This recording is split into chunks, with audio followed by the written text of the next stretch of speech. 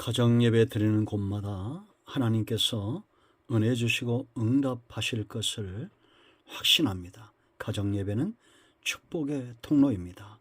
신앙 고백 드립니다. 나는 전능하신 아버지 하나님, 천지의 창조주를 믿습니다. 나는 그의 유일하신 아들, 우리 주 예수 그리스도를 믿습니다. 그는 성령으로 잉태되어 동정녀 마리아에게서 나시고 본디오 빌라도에게 고난을 받아 십자가에 못 박혀 죽으시고 장사된 지 사흘 만에 죽은 자 가운데서 다시 살아나셨으며 하늘에 오르시어 전능하신 아버지 하나님 우편에 앉아 계시다가 거기로부터 살아있는 자와 죽은 자를 심판하러 오십니다. 나는 성령을 믿으며 거룩한 공교회와 성도의 교제와 죄를 용서받는 것과 몸의 부활과 영생을 믿습니다. 아멘. 말씀은 마태복음 14장 1절로 13절입니다. 기도합니다. 영광과 감사와 찬송을 우리 하나님께 올려드립니다. 주의 보혈을 의지합니다. 우리의 모든 죄와 허물을 사하셔서 하나님을 예배하며 찬송하며 은혜를 사모합니다. 모이는 가정마다 주의 은혜를 사모하고 말씀을 사모하는 모든 죄 백성들 가운데 하나님의 위로와 은혜가 넘치게 하시고 죄사함의 축복과 진리의 말씀을 깨닫는 은혜와 성령의 나타남과 능력으로 인해서 우리가 다시 한번 새 힘을 얻을 수 있는 은혜로운 시간이 되게 하여 주시옵소서. 종을 낮추시고 겸손하게 하시고 오직 말씀의 도구만 되기를 원합니다. 예수님의 이름으로 사모하며 기도합니다. 아멘. 자, 1절입니다. 그때 분봉왕 헤롯이 예수의 소문을 듣고 그 신하들에게 이르되 이는 세례 요한이라.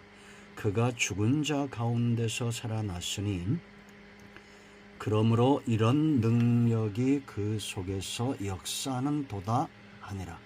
전에 헤롯이 그 동생 빌립의 아내 헤로디아의 일로 요한을 잡아 결박하여 옥에 가두었더니 이는 요한이 헤롯에게 말하되 당신이 그 여자를 차지한 것이 옳지 않다 하였음이라. 헤롯이 요한을 죽이려 하되 무리가 그를 선지자로 여김으로 그들을 두려워하더니 마침 헤롯의 생일이 되어 헤로디아의 딸이 연석 가운데서 춤을 추어 헤롯을 기쁘게 하니 헤롯이 맹세로 그에게 무엇인지 달라는 대로 주겠다고 약속하거늘 그가 제 어머니의 시킴을 듣고 이르되 세례 요한의 머리를 소반에 얹어 여기서 내게 주소서 하니 왕이 근심하나 자기가 맹세한 것과 그 함께 앉은 사람들 때문에 주라 명하고 사람을 보내어 옥에서 요한의 목을 베어 그 머리를 소반에 얹어서 그 소녀에게 주니 그가 자기 어머니에게로 가져가니라. 요한의 제자들이 와서 시체를 가져다가 장사하고 가서 예수께 아뢰니라. 오늘 이 말씀은 우리에게 응답이 됩니다. 자, 여러분, 사람은 자기 귀에 잘 들리는 소리들이 있습니다. 기뻐하는 소리가 있죠. 사람마다. 그렇지 않습니까? 기뻐하는 소리이기 때문에 기쁨으로 순종이 되는 겁니다. 우리는 무엇을 보고 무엇을 듣고 기뻐해야 합니까? 잘못된 소리를 듣고 기뻐하고 그것을 순종하기를 즐기면 헤롯과 같은 비참한 삶을 삽니다. 세례 요한도 죽였습니다. 예수님도 누가복음 13장 31절로 33절 말씀 보면 예수님도 죽이고자 했던 자가 바로 헤롯입니다.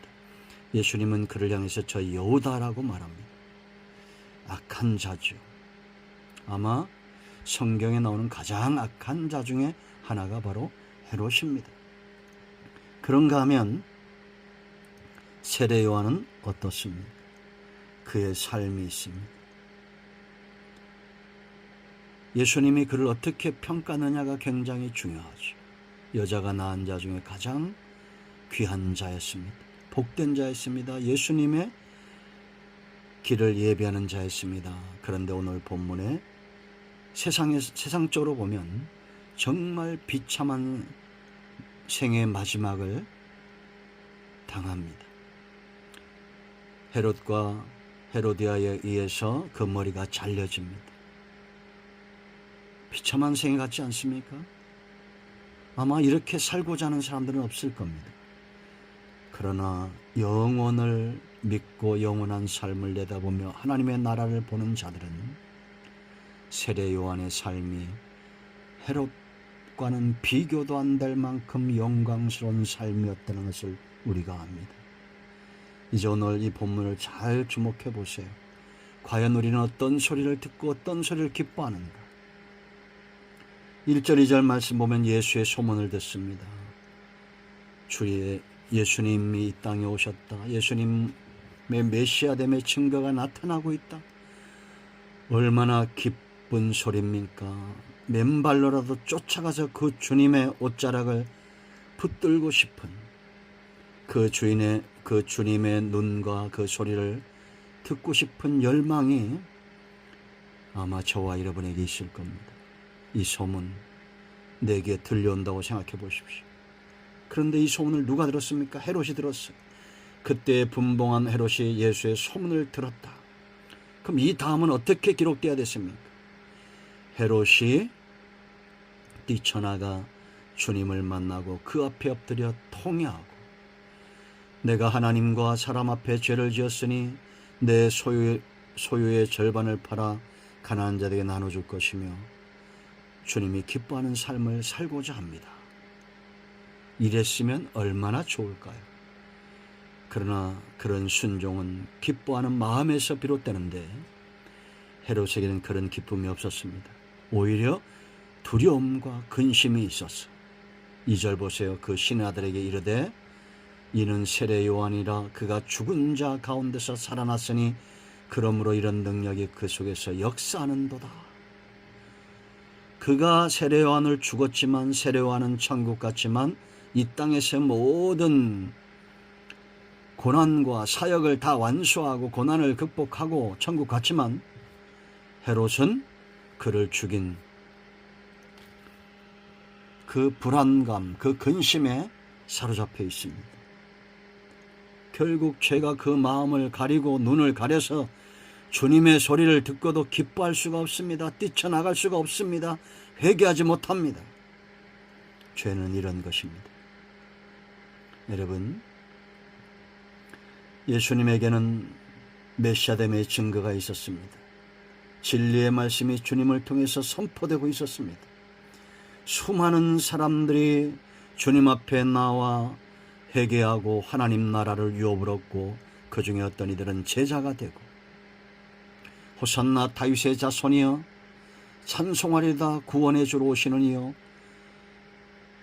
주님을 영접하고 찬송했던 수많은 무리들이 있었습니다. 그런데 그 가운데 헤롯은 없습니다. 우리는 주님에 대해서 어떤 소리를 듣고 있습니까? 지금도 교회마다 믿는 자들을 통해서 예수 그리스도만이 구원의 주요 메시아란 이 사실이 거부할 수 없는 진실, 이 복음이 전파되고 있습니다. 당신은 어떻게 반응하시겠습니까? 여러분은 어떻게 반응하시겠습니까? 주님의 소리를 듣고 눈물이 나고 기뻐하며 순종하며 제단에 나가 하나님 앞에 나 자신을 드리며 예물을 드리며 시간을 드리며 그렇게 하나님만으로 기뻐하는 삶을 살고자 다짐하십니까? 자, 두 번째, 이 헤롯이 들었던 소리가 있습니다. 그건 바로 세례 요한의 경고입니다. 그는 불의한 죄로 인하여 망한 것이 아니에요.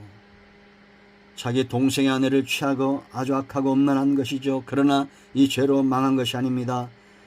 선지자 요한의 책망을 듣고 돌이키지 않고 오히려 그를 감옥에 가둡니다. 4절 보세요.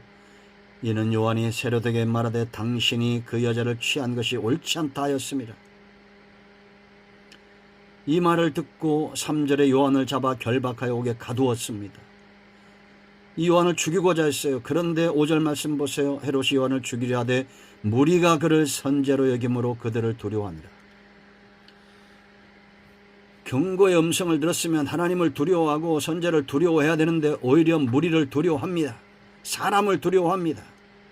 세상 염려와 세상 속에 있는 수많은 염려와 근심, 그것에 눌려서 주님 앞에 나오지 않고 불의한 삶에서 떠나지 않는 자들이 얼마나 많습니까? 세례 요한에게는 분명히 보여지는 삶과 표적이 있었습니다. 뭘 보여줬습니까? 그가 하나님으로부터 보냄을 받았다는 겁니다. 하나님이 보낸 사람입니다. 세례 요한은. 그리고 그는 선지자입니다. 하나님의 말씀에 대언자입니다. 그리고 주의 길을 예배하는 자였습니다.